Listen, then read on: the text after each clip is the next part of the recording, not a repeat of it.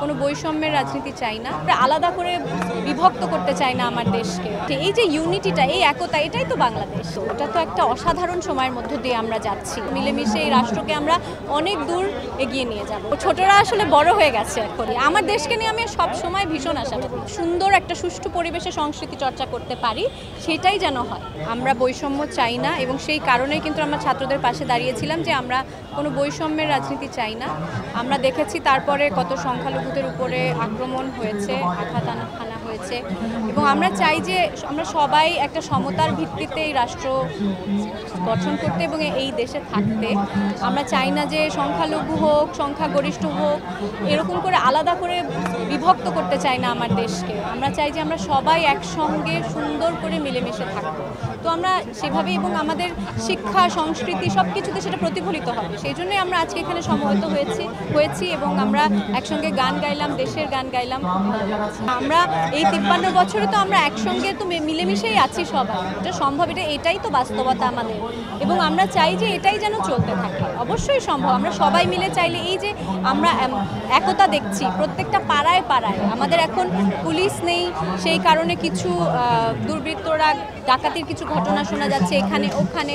সেনাবাহিনীর সাথে আমাদের পাড়ার লোকজন একত্রিত হয়ে কাজ করছে। এই যে ইউনিটিটা, এই একতা, এটাই তো বাংলাদেশ।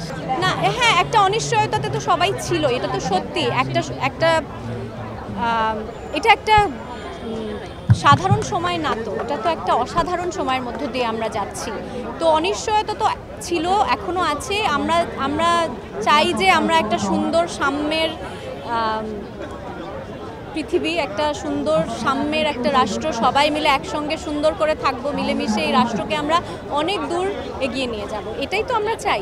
যে যেভাবে পারে সেইভাবে করেছে। আসলে বেশিরভাগ নেমেছে যারা, তারা ইয়াং, মানে স্টুডেন্টরা যারা, তাদের অনেক কি বলবো অবদান এই সব কিছুতে। তারা রাস্তায় ট্রাফিক কন্ট্রোল করছে, আমাদেরকে রাতের বেলা ডাকাত যেন না থাকে সেই জন্য নিরাপত্তায় কাজ করছে।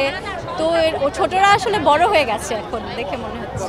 নতুন পুরনো, এখন আমরা একটা ট্রানজিশনের মধ্য দিয়ে যাচ্ছি, একটা নতুন সময়ের মধ্য দিয়ে যাচ্ছি। আমার মনে হয় আমাদের সবাইকে ধৈর্য ধরে পর্যবেক্ষণ করতে হবে, এবং আমরা যেটা চাই, এখন আমাদের বাক স্বাধীনতা আছে, আমরা যেটা চাই সবাই গলা খুলে বলতে পারবো। সেটা যেন আমরা সবাই বলি যে আমরা কি চাই। অবশ্যই আশাবাদী। আমার দেশকে নিয়ে আমি সব সময় ভীষণ আশাবাদী। আমরা শুধু সিনেমার ক্ষেত্রে স্বাধীনতার কথা বলছি না, আমরা গান, নৃত্য, মঞ্চ, সব জায়গায় স্বাধীনতার কথা বলছি। যেন আমরা সুন্দর একটা সুষ্ঠু পরিবেশে সংস্কৃতি চর্চা করতে পারি, সেটাই যেন হয়, এবং বাংলাদেশে সেটা হয়েছেও। এটাই যেন কন্টিনিউ করে, এটাই আমরা চাইছি। অবশ্যই আমি বারবার সাম্যের কথা বলছি, বারবার সমতার কথা বলছি। সাম্য আর সমতার মানে তো আমরা সবাই জানি। আমরা এরকম একটা বাংলাদেশই চাই যেখানে সাম্য থাকবে, সমতা থাকবে, বিভক্তি থাকবে না। এরকম একটা বাংলাদেশ আমরা চাই।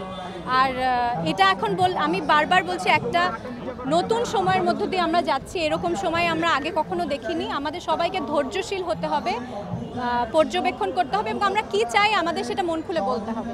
না, আমরা এখন কোনো বিভক্তি চাই না। কে কথা বলেছে কখন সেটা তাদের ব্যক্তিগত জায়গা। আমরা সবাই একতাবদ্ধ হয়ে এখন আমাদের সামনের কথা ভাবতে হবে, পেছনের কথা ভাবলে এখন চলবে না।